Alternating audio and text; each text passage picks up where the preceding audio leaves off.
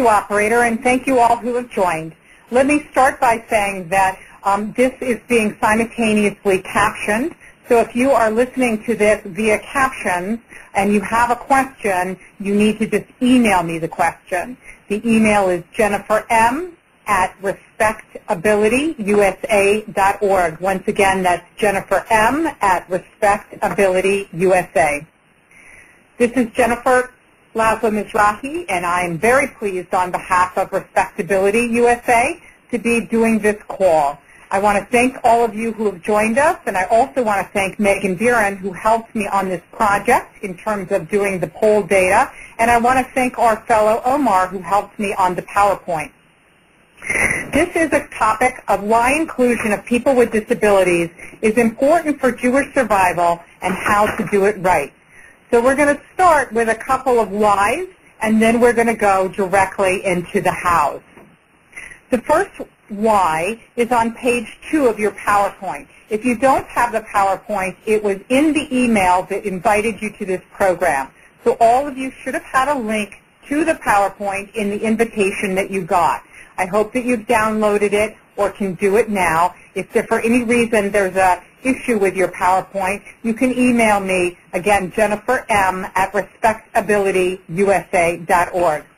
But the religious tradition of Judaism is that God made each of us in God's image, not just those of who win Nobel Prizes or become U.S. senators, not just those who are or will become rich or famous.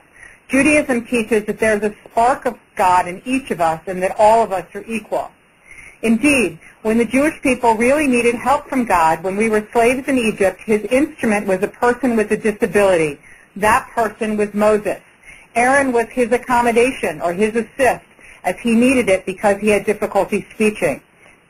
And all of us were at Sinai regardless of our abilities, and therefore all of us can enjoy the good things that God created and also have the same commandments that God created regardless of our abilities.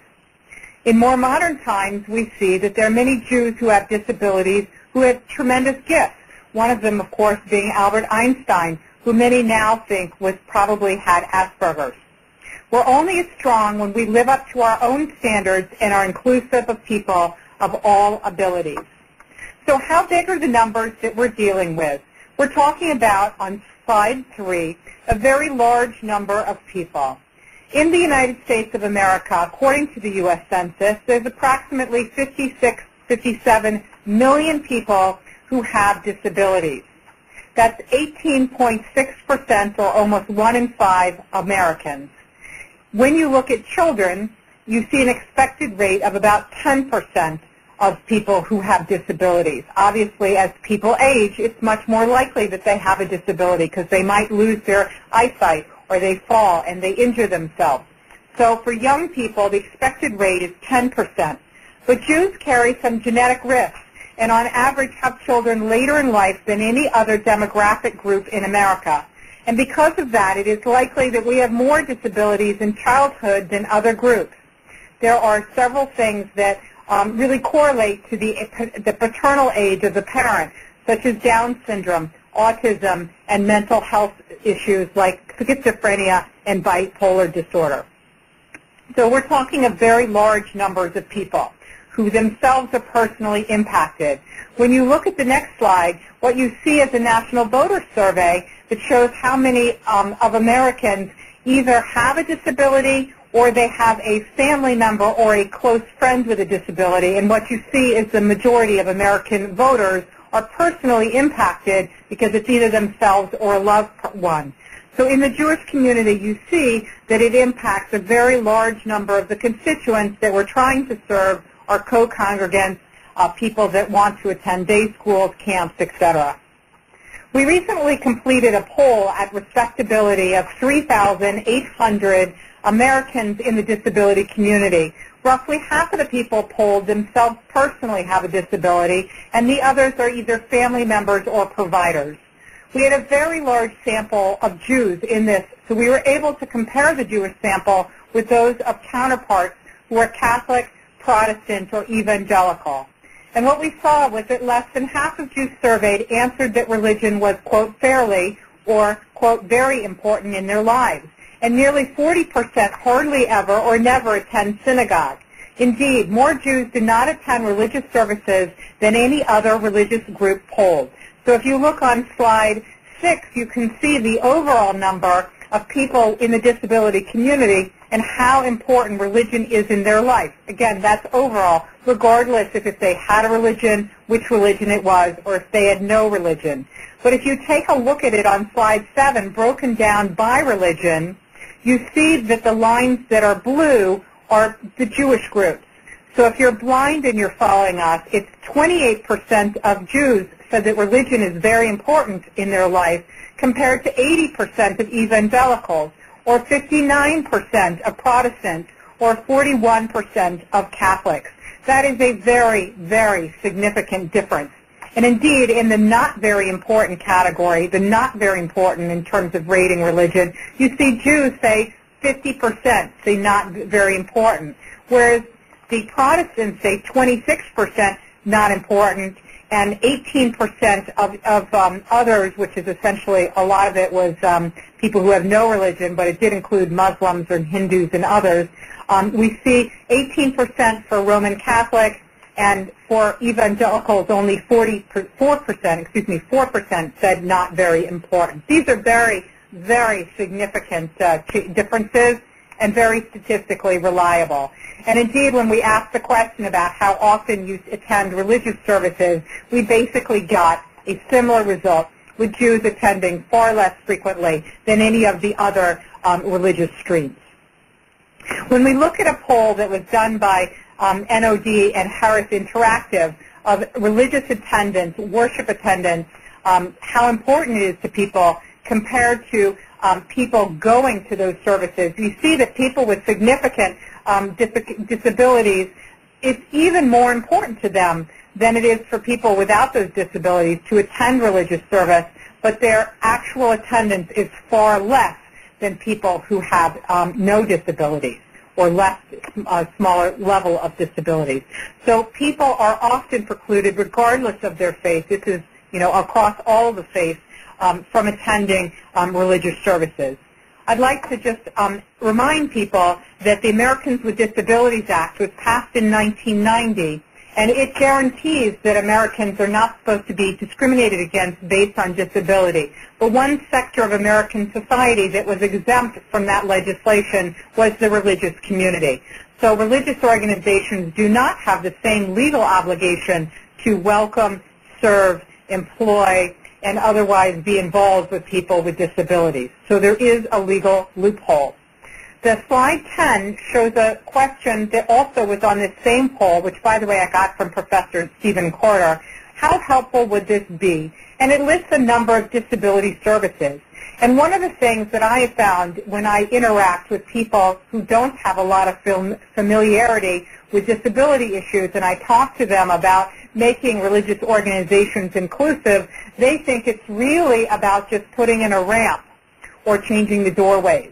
But what you see, according to people with disabilities, is that physically accessible congregation actually rates the lowest in terms of importance to people with disabilities in terms of what they're looking for. What they want most is disability awareness efforts, and that is at the highest with 70%. They want to advocate to work with families, 68%, resource center for families, 69%, spiritual counseling from a leader, 65%, support group for parents, 62%, also looking very high for respite care, modifications to religious institutions, education, and educational plans, these sorts of things. Again, transportation and accessible congregation, those things are only a third, so far less important than things like awareness, which is so important that there is this month of Jewish Disability Awareness Month. One perception that we see of people without disabilities is that you have to really pity people with disabilities and that they're incapable. But what we saw of this survey of 3,800 people in the disability community is that their self-perception is one where disability is really a strength. We ask people whether neither statement may be exactly right, which statement is more accurate for you? And we see that my disability gave me a challenge and I am more capable of it is really the dominant reaction from people who have disabilities themselves. Sometimes we see when the parents or the close friends of the person with the disabilities are filling out the survey, they feel differently, and they say their disability is a barrier that limits them. But of course, we understand that in the survey, because this survey was done by email, that sometimes the people who have a more significant disability were less likely to fill out the survey. But what we do see is that a very large number of people with disabilities feel very capable and want to be fully included. Indeed, on slide 12, what you can see is the younger, the most post-ADA generation, with 69% of overall saying they feel that it gave them more capability. You see the 18 to 29-year-olds saying that to an 82% level of the overwhelming numbers, 82%, saying they're more capable because of their disability. And there's so many reasons for that. Yet, in the Jewish community, this is according to a poll that we did for Jerusalem Online and Respectability did together of people involved in Jewish activities or pro-Israel activities, have they been turned away and unable to participate in Jewish activity or event because of their disability. In that particular sample size, you see 19% saying yes, and an additional 8% saying they don't know. We see even more significant numbers in those who are going to camp, to Jewish summer camp. We see that 25% of the kids who are able to go to Jewish summer camp are saying that they've been turned away from other Jewish activities simply because of their disability. And that's very important to note that in this sample size on the camp sample, it's only kids that have already gone to Jewish camp, and most Jewish camps are only going to serve people with a certain more limited range of different abilities, so that most people with more significant disabilities in the Jewish community have not yet been able to have the joys of the Jewish summer camp experience. I will say that the Foundation for Jewish Camp has really made a real stride in this, a real study on this, and that they've perhaps done more than any other organization within our faith stream to try and be inclusive for serving people with disabilities. Indeed, if you look at slide 15, we see that 46% of Jews with disabilities who attended overnight camp reported they've been denied access to other Jewish institutions due to their disabilities. So I want to say again, the Foundation for Jewish Camp is doing extraordinary work, and they're just really at the early stages, but I'm expecting very big things from them. And we already see some great models at camps like Ramah, which won the Covenant Award for Howard Blass. I know he's on the call with us today. But we also have camps like Ramapo and HASC, which are doing an extraordinary job of serving kids with disabilities. One of the challenges, of course, is that those are not inclusive camps. They are camps only for kids with disabilities as opposed to camps that are inclusive. What we see, though, is that fully 89% of Jews polled strongly agree that Jewish events and organizations should be as welcoming and inclusive of people with disabilities as everyone else. By the way, the sample in this poll, this is the Jerusalem U poll, is largely people without disabilities. So what we see is that people without disabilities, from a civil rights perspective, have the expectation of inclusion. And for those who are interested in Jewish continuity, they need to understand that if you fail to live up to this moral expectation, that Jews without disabilities will often leave the scene, or will sometimes leave the scene because they are so offended by the moral outrage of discrimination against Jews with disabilities. Indeed, if you look at slide 17, this is the JU survey, and you see by age group how strongly people feel about different issues, you see for young Jews that caring about Israel is a very important part of my being Jewish is only something that 63% of this sample agree with. And indeed, only 33% of young Jews agreed with North American and Israeli Jews share a common destiny. That's only one in three Jews. However, 88% of the young Jews feel strongly about inclusion. So this is a very strong moral case that they are making, and that's an expectation. So whether you want to serve Jews or you want with disabilities or without disabilities, it sets a moral standard, and it's very much like the LGBT issues in terms of marriage equity to young Jews who are so supportive there as well. It's sort of a threshold issue where people see as a social standard for how to treat people with dignity, respect, and civil rights. We see on slide 18 that 13% of Jews surveyed have never been to Israel if they have a disability, whereas in this same sample, again, this is a sample who people are active in this issue, so it's not a random sample of Jews. It's Jews who are involved in Jewish life, that you see that there's this large percentage that have gone to Israel, but not so much of those who have disabilities, 32% of whom have not yet been to Israel.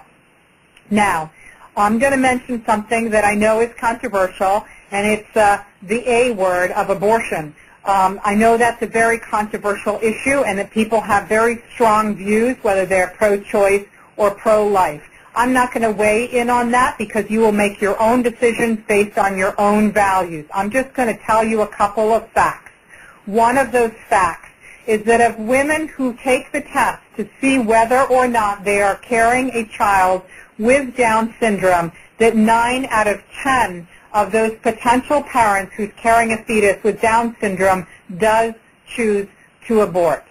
Today, there is no prenatal testing for whether a child may be born deaf or blind or with Asperger's or with bipolar disorder. But with big data and medical advances coming soon, how much will people start to select their babies based on whether or not they have disabilities or different abilities or not? And what kinds of human beings, people like Einstein, could potentially be eliminated from the gene pool if this sort of thing becomes ordinary practice? When we look at the Pew poll, people in the community were very concerned that we're becoming smaller as a community because people are opting out, and they saying that they want a larger community. But if we're going to make these kinds of family planning a regular practice, that will lead to smaller families. But I will also say that as somebody who has children, who has friends with children with Down syndrome, that I have heard from them that at Jewish religious organizations, that other people from the Jewish organizations have come up to the parents and said to the parents, why didn't you consider abortion? That is an unbelievable, insensitive statement that is so damning and so unfortunate that people who hear something like that frequently will never come back to another Jewish organization, because that is so painful to suggest that their child should not have been born. So we need to be thinking about these issues.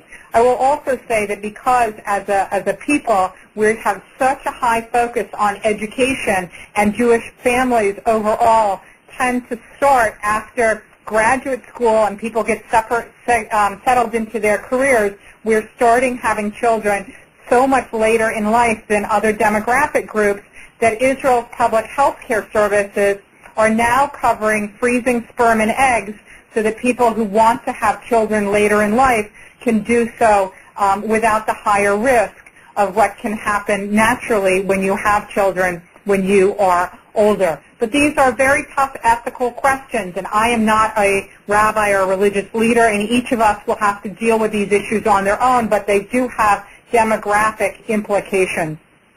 I will also say that as we looked at the fact that other faiths feel much more welcome in terms of attending and participating in their religious institutions, that we have a lot to learn from other faiths.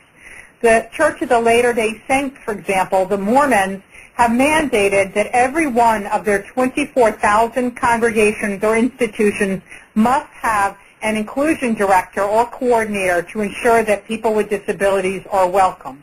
That is now mandated globally for all Mormons to have an actual officer. By and large, they're a lay-driven ministry, so that those people are not paid. They are volunteers and they are trained, but every congregation and institution is expected to have an inclusion coordinator or director. And I will also say that this particular Catholic Pope has already done quite a lot to reach out to the disability community.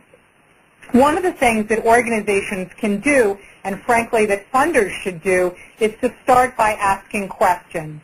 So, for example, if you're a funder and you're thinking of giving to an organization, whether you're a Jewish federation or you have a foundation, or whether you're just a small donor giving $36, there are questions you can ask of these nonprofit organizations, such as, does your organization have policies or programs that support meaningful inclusion of people with disabilities at all levels? Are they prominent, etc.? Operator, are you still with me? Operator? Yes, ma'am, I'm still here. Is it still Hello, working okay? Megan Deering. I can't come to the phone right now. Okay, so if you can, I don't know what happened there, but I will continue. Does it have a disability inclusion committee? And are people with disabilities themselves and their family members on the committee? Are people with all different abilities welcome to participate? Are they being served in an inclusive way or in a segregated way? A fair number of religious organizations have segregated programming, segregated housing, segregated educational programs. Far better if they are included. Has somebody who uses a wheelchair done an actual test of the physical accessibility? Because unless somebody with a wheelchair goes through it to check it, often you find that you're missing very key things. Have you had somebody who is blind looked at your website to see if it is set up properly for somebody who uses adaptive computer technology so that they can actually read your website? Do your videos have captions? By the way, that's very easy to solve because YouTube now for free, when you post a video on YouTube, will automatically put in the captions for you for free. So any of your training materials, any of your training videos, just put them on YouTube and then show them through YouTube and you'll automatically have the captions. It's very easy to do. Do you employ people with disabilities? And how do you educate your directors, your staff, etc., about serving people with disabilities? Now, most Jewish organizations will find that they don't have answers to many of those questions. So now we're going to get started in some of the how-tos. We're on slide 23. I'm going to give some very specific principles, and at the end we're going to do a Q&A. And if you are following via captions, I just want to remind you that you can still participate in the Q&A by sending me an email at jenniferm@respectabilityusa.org. So number one, leadership at the top needs to buy in and share a vision of inclusion. This is incredibly important. And I will say that the Foundations for Jewish Camps has really done this a lot, and they really are the model for this. I will also say that the Reform movement for a long time has had Rabbi Lynn Landsberg, who's been going around the country doing excellent speaking and training. But there's something far more powerful in the fact that Rabbi Rick Jacobs and Rabbi David Saperstein have now really taken this on in partnership with the Ruderman Foundation. This is an extraordinary change. The way in which the different streams are working together to exchange materials is really important. It'll be important in the future when the federations, frankly, start making it a litmus test for funding to see that institutions are inclusive to the extent that they can be, to see whether or not they qualify for federation funding. That is very important. But the leadership needs to come from the top. It needs to be an expectation from the CEO. It cannot be just a side project if you want it to work well. And by the way, Cornell has a wonderful program that does very in-depth study on best practices on employment and other things for people with disabilities. And this is one of the key indicators, even for a company, that even if they have a terrific HR department that is doing inclusive hiring, unless the CEO of the company really gets it, is pushing it, and is sending the attitude, it doesn't work. And I'm going to give you an example. There's one Jewish day school, a very large Jewish day school, that under a previous CEO was always talking about the achievements of the students, the achievements in terms of academics, did they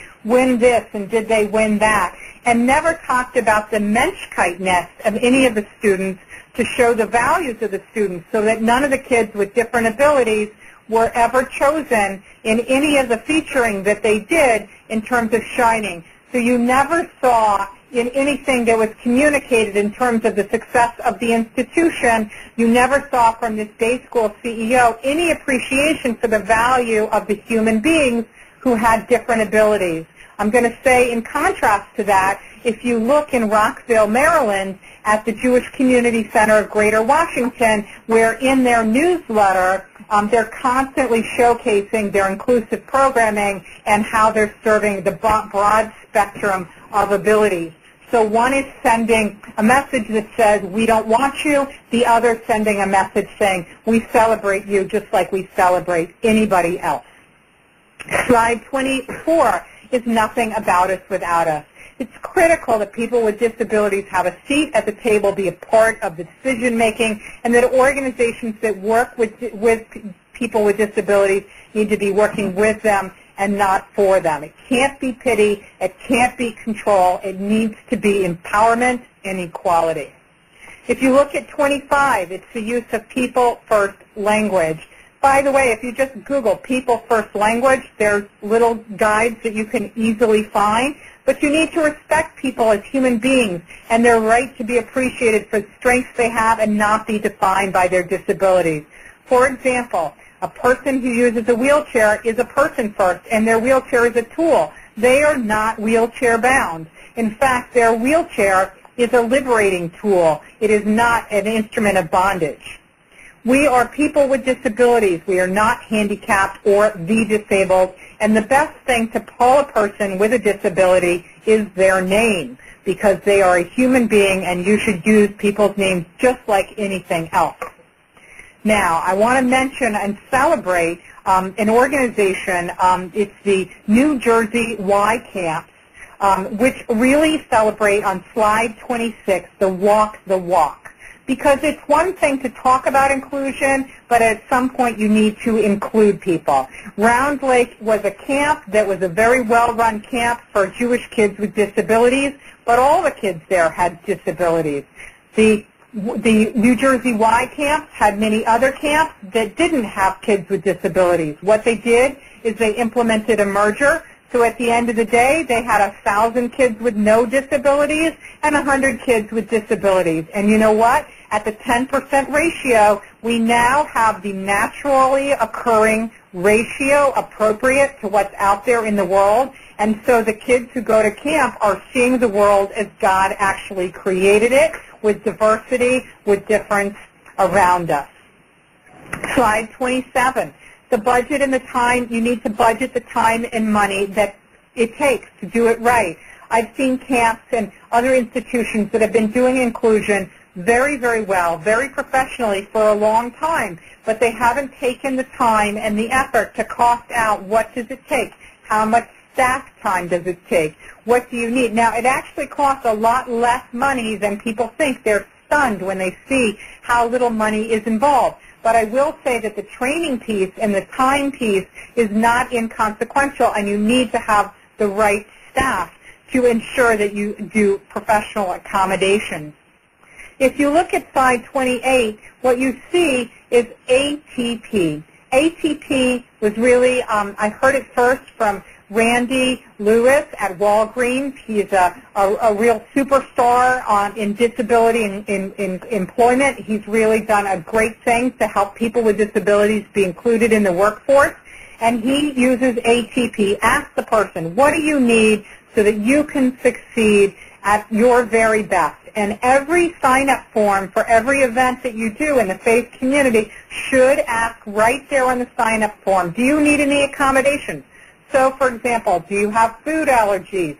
Do you need sign language or captions, or to be sure that it's wheelchair accessible? You need to ask people what they need. One of the things that they may need, and we'll talk about this more later, is for directions to be broken down into smaller pieces.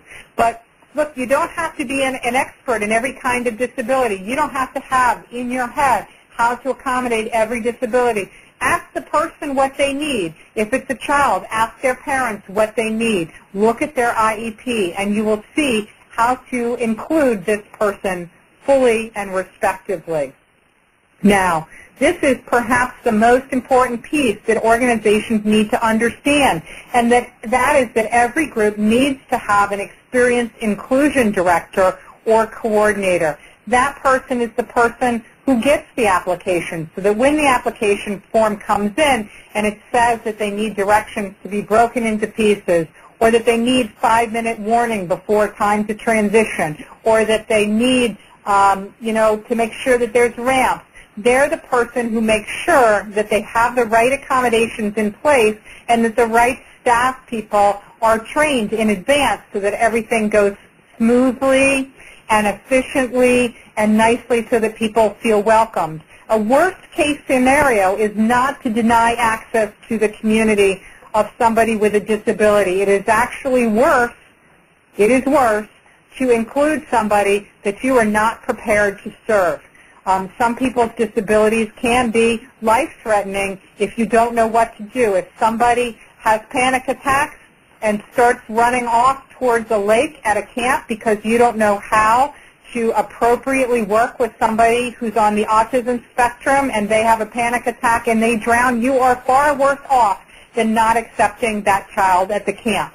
So you need to know what you're ready to handle and what accommodations you need to put into place so that such incidents do not happen and so that you can be safe and successful. Training seminars and manuals are very important. As far as I can tell, I have not seen a single complete training manual for a single Jewish organization in the country that trains their staff and that also has it in their job descriptions. I have not seen even one organization in America who has done this thoroughly yet. This is very important. I do know that Howard Black has some great stuff and Matan has some great stuff, and so the initial pieces are there. Shelley Christensen's book is phenomenal, but it's not online, and so we need to have holistically an effort to put those tools online for people so that they can be downloaded, customized for their individual institutions and used. Slide 31. We need to promote expected behaviors to reduce tantrums and meltdowns. A lot of institutions, this particularly happens in synagogues. I see this happen in Sunday schools, religious schools at synagogues where they say, oh, the child's disability is not very significant and that child is only going to be with us for 2 to 4 hours a week, therefore we're not going to do any professional training. Then you have a child who has an executive functioning disability, which means that they cannot follow multi-step directions. And what happens is the teacher will say, you know, little David or little Rachel, it's time to clean up your art supplies, put your supplies over there, pack up your backpack, we're going to move over to the recreation room, and when you're there, please get into your yoga pose. Or whatever it is that they're telling him, it's a multi-step set of instructions. Well, the child who has an executive function disorder can't follow these. They can't. So it's not a matter of won't. But a lot of people will think, well, this is a child who just has a bad attitude. And then they give the child negative feedback because they think that the child isn't trying. And then they get into this terrible cycle of tantrums and meltdowns, which means that the child is behaving and disrupting in a way that is taking away from other class members without disabilities. Well, you know, almost all of that can be eliminated through appropriate training and appropriate steps to do something like, hey, little David, little Rachel, in 10 minutes, we're going to transition to the next activity. At that time, can you be ready to put away your art project? And then just periodically updating them with very simple instructions. You can turn the won't into a will, into a success, into a win, and then you can include a lot more people in the activity. But again, it takes a training manual. It takes actual training. It takes sometimes some supervision and some practice. Now, there are some organizations that are doing tremendous things, but people don't even know about them. I'll give you an example. Capital Camp has a tremendous facility that is accessible to people who use wheelchairs. But if you're a Jewish kid who happens to use a wheelchair and you live in California, you'll find that there aren't any camps in California that will accommodate you. Maybe your parents would send you across the country to capital camps, but you know what? You can't find on their website that they have an ADA compliant facility. They even have a swimming pool that you can go into that's graded, so that you can go straight into the swimming pool from your wheelchair. It's an amazing facility, but people don't necessarily know it. So you want to move from accidental inclusion to intentional inclusion. And you want to put your diversity policies right on your website. You want to advertise it in your materials that you are inclusive. This helps your person with a disability know where they can be included, and it helps really as a good housekeeping seal of improvement, almost like a hechsher, that this is the place that has the kind of values that we in the Jewish community, according to the polls, that 88% of us want, particularly young Jews, which is an inclusive environment. If you look at slide 33, what you will see is that what parents of Jewish kids want, and this is from a survey that we did for the Foundation for Jewish Camp, is they want their kids to have peer friendships, and they want them to have social skills. This is a huge problem that in Jewish institutions they say, well, we're going to do a great job of serving kids with disabilities. We're going to let them welcome them to attend our camp, or they can attend our school. But then what they do is they assign a one-on-one, and the one-on-one becomes their one and only friend at the camp or the school. So they develop this fabulous relationship with their quote-unquote big brother or big sister, but they never develop relationships with their peers that are their own age. And this is really, really important. And I will say, as a parent who is raising a child with a disability, that one of the things that we live in fear of is my child ever going to have somebody that loves them that isn't paid to be in their life? Because a lot of kids have a one-on-one, or they have something called a personal care assistant, particularly if you're quadriplegic or you have other issues and you need someone to dress you or to bathe you. You will have somebody that may be with you at your side constantly, and you may develop a very close relationship with that person, but that relationship is a job. That person is paid to be your friend. What we really need is to develop within our faith-based organizations, just like any other organization, the aid and fade, where you help the person with a disability when they need the help, but when they don't need the help, you fade, and you enable them to develop appropriate peer relationships. And so that's incredibly important. On slide 34, hire people with disabilities and encourage others to do so as well. 70% of people with disabilities who are working age are outside the workforce, and we need to be sure that our faith-based organizations are hiring people with disabilities. And also we can recruit and train volunteers within our communities to either provide internships, work opportunities for people with disabilities. I'm very pleased that the Ruderman Foundation, in partnership with JFNA, are enabling 5 young people with disabilities in the Jewish community. 5 different federations are taking interns that are providing real work opportunities to young people with disabilities. But that's happening now in 5 federations. There's more than 120. I'm not sure how many federations. Every federation, every synagogue should be thinking about these kinds of opportunities. It's just too important not to do it. Additionally, I will say that there does seem to be a shortage of people working in the Jewish community who have the right skills to be inclusion coordinators and directors. One thing I have found is that a great resource for them are America's public schools, because public schools due to law, because of IDEA, they have tremendous people during the school year who are doing amazing work, including people in schools.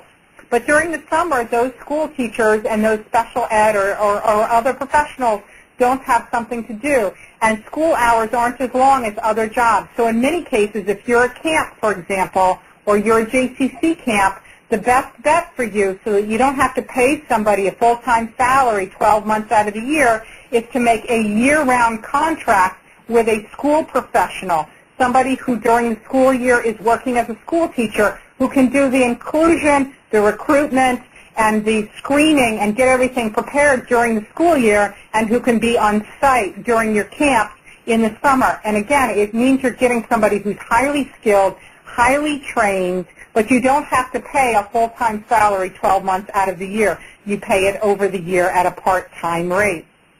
I will also say that disability can be very expensive, and then oftentimes parents of kids with disabilities will find that they have to stay home to really meet the needs of their child, which means that they don't have the benefits of a two-income family.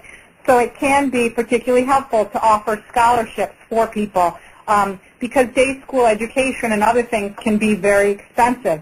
Still, there are a lot of Jewish families where they have somebody with a disability that are ready to pay full freight, including any accommodations, if somebody will give them the chance to do that. And I've seen far too many instances where I see that Jewish institutions will say, well, we won't offer the accommodation because we can't afford it. Well, you know what? The families, in many cases, would have been willing to pay for it or to raise money to pay for it themselves. So you have to think creatively. I will also say that institutions like the Jewish Social Service Agency in Rockville are doing a great job to do support groups, that it is often very important for faith-based organizations to have support groups for siblings, for the people with disabilities themselves, or for their parents to really have like group therapies or to be able to just exchange ideas. These can be very effective. I know that the evangelical community, they have something called a disability ministry in every megachurch in America where they are doing things to make sure that families that are dealing with disability issues can see their peers and other families that are dealing with similar issues. Very important to have these affinity groups and to make sure that there's no stigma associated with joining these groups. I know that Rabbi Brian Beal at his congregation in New York started one and was just amazed how many people joined and how quickly it took off, and by the fact that he was able to staff them with tremendous professionals who work, professionally as psychotherapists and social workers, etc., who are all doing it as volunteers. It's not costing any money at all. It's a really important thing to do. We're going to turn it over to questions in a moment, but let me just say a saying from Herzl, Im tirtzu ein zo agada, if you dream it, it can be. 70% of people with disabilities are outside the workforce. We can help them and be included in the workplace.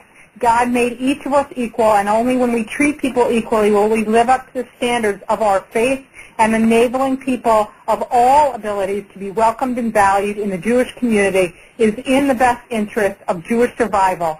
It will bring the participation of Jews with disabilities, and it will keep the participation of their family members and loved ones and others who expect no less of us. Operator, I'm ready to turn it over for questions, but let me remind for anybody who is following via captions that you can email me at jenniferm@respectabilityusa.org if you would like to have your question answered. I am checking my email while we're doing this. Operator, if you can turn it over for questions or comments. At this time, we will open the floor for questions.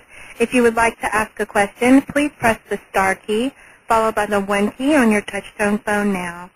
Questions will be taken in the order they are received. If at any time you would like to remove yourself from the questioning queue, please press star 2. And once again, to ask a question, that's star 1.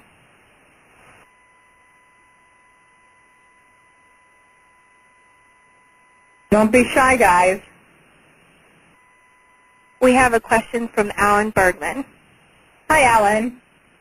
Hi, Jennifer. First, thank you for a superb job and for the chutzpah to just lay it up the way it is. I really appreciate it as someone, along with some of the others I'm sure on the phone, who've been toiling in this vineyard for at least 20 years.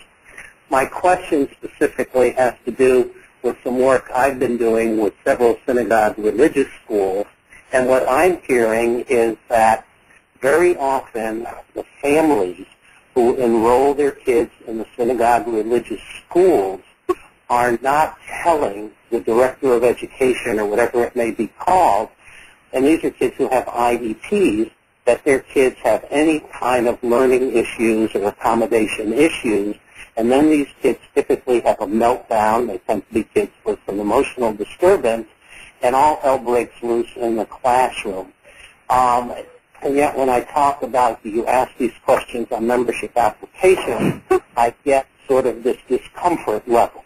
So I'd be interested for either you or folks who are on the phone, how this is dealt with in initially membership application meetings at the synagogue to get people comfortable and encourage them that in this case these two particular schools have got special ed inclusion coordinators, that it's okay to talk about your kids' accommodations needs before they blow up in the classroom.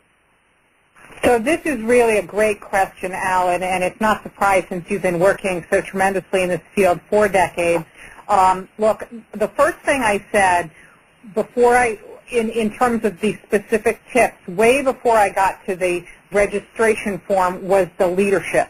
That when the CEO and the lay leader of the organization sets the tone that all people are equal, when the website makes that clear, when the newsletter showcases people with and without disabilities as being valued members of the community, it takes away the stigma.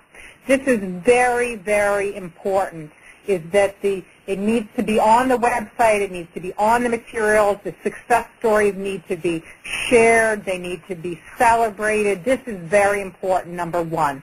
Number two, look, a lot of places do deny people access because a kid has a disability, and a parent who will have an IEP for their kid in Sunday school, in public school, will want their kid to be able to go to a synagogue. I live in the Washington, D.C. area, and it's known that if you have a child with a disability, you should join Temple Beth Ami, because regardless of the disability, they're going to serve your kid. Well, you know what? It took my having to go to 5 different congregations and being told no or being served badly before we wound up there.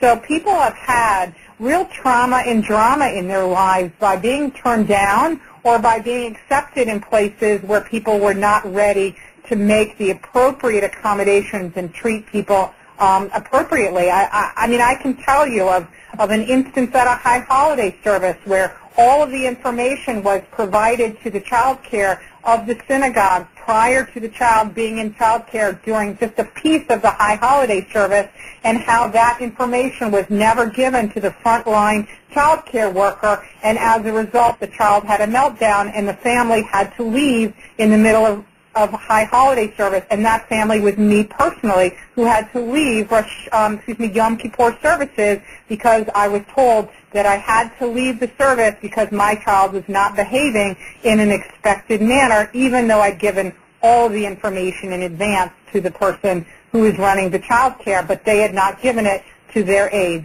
So, you know, there's a missing trust piece, and that comes from the leadership. The most important thing is when the leader sets the example that this is what we expect, and it makes it broadcast and lets all the staff know that, and that when there's training on inclusion, that you don't just train the inclusion director, that 100% of the staff is told you will use person-centric, people-first language. You will not be calling somebody the R word, et cetera, that when you set that kind of example, then you eliminate that kind of problem happening.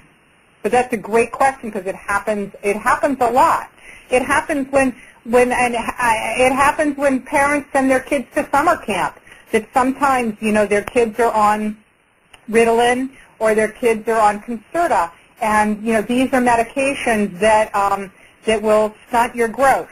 And so they say, well, we'll give you the kid the medication when they're in school, but we're not going to give the kid medication when they go to camp because we want our kid to be tall. They don't realize that camp has a lot of stressors. You're changing, you're transitioning from one event to the next. You're learning new skills. Whether that skill is swimming or baseball, it's still a new skill. So sometimes we see that parents take their kids off meds that they should be taking when they go to camp. So the conversation needs to happen in advance so that we don't put people in unfortunate situations, because what you don't want is for somebody to fail when you can set it up for them to succeed. Wow. Thank you for that, and personal disclosure as well. And as you know, when I lived in the D.C. area, we also had wonderful experiences at Temple Beth Ami. I'm sorry to hear that that hasn't spread contagiously. But it sounds to me then, particularly if we're dealing with synagogues, that leadership, vision, commitment, and articulation really needs to come from the rabbi, not just the lay leader or the director of education, because he or she really sets the tone for the congregation. Well, when I think of a CEO, I think of the rabbi because the rabbi does set the tone. And I will say that the Jewish Inclusion Project, some of the work by Shelley Cohen, is phenomenal in just training rabbis in how to do this. In my view, it should be a required part of their ministry when they're going through their training in rabbinical school. They should learn how to do this. I mean, if you're a rabbi, there are some things that are certain that you're going to do. One of them is weddings. The other is funerals. Every rabbi learns how to do a wedding and a funeral, but 1 out of every 5 Americans has a disability. So the idea that you could allow someone to graduate rabbinical school without training on how to be inclusive of people with disabilities is, to me, stunning. But it is not yet a requirement at any of our rabbinical schools. Well, to end that conversation, some of us have been singing that a long time, too. May it be God's will that that happens soon. Thank you. Other questions, operator? Once again, if you'd like to ask a question, that's *1 on your touch-tone phone now. Our next question comes from Sarah Simon. Hi, Sarah. You're a superstar in this field.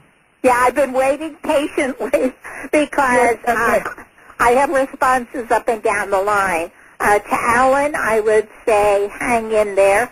It's a matter of building trust, and there are ways of ferreting out information indirectly, and there are very good samples of registration forms in a book called B'chol Banayach, Jewish Education for All, a special which is an amazing book.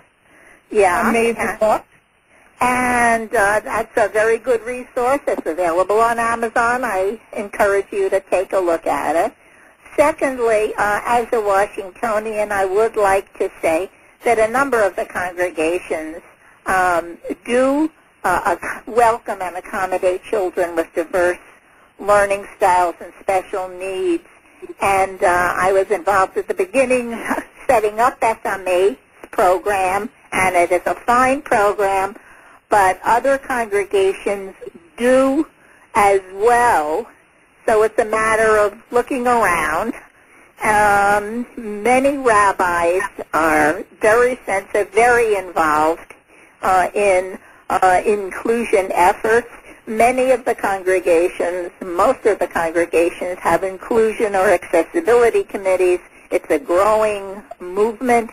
I know United Synagogue nationally has a commission on inclusion of people with disabilities and has a good resource guide. So there's a lot going on. There's a long way to go, but there's a lot going on. And kol hakavod to you, Jennifer, for putting together this effort. Well, a lot of it is stuff that I learned from reading your book and going through your treasure trove of all the ideas. I mean, you've really been a pioneer in this field. Thank you. Operator, do we have any other comments or questions? At this time, I'm showing there are no further questions. So let me thank everyone who joined. I have a sense that a lot of the people on the call were sort of the Amen choir, those of us who are really passionate about these issues. I know there were other people on the call who were newer to them, and I want to encourage you at any time to please email me, jenniferm@respectabilityusa.org, and let me know how I can help. We'll be doing this session again at a later date because we know we didn't give people a lot of notice, and up and down the eastern seaboard, because of all of the snow that people got, we had a situation where a lot of people missed a lot of work in school, and then they had the holiday, and today's the first day back, so there were a lot of people who couldn't join because they'd been away from their desks for 5 days and sort of need to get unburied. So we will be doing this again. I want to thank all of you who listened. I want to thank once again Megan for helping with all of this tremendous polling. I want to thank Omar for helping with the PowerPoints. And by the way, these PowerPoints, I know that Alan and Sarah and Howard Blass is on the call and others, that you do a lot of your own training. Feel free to just take them and use them. If they're helpful to you in any way, please feel free to use any of these slides in your own presentation or to send me new slides on things that I missed. So thanks again and have a great day. Take care.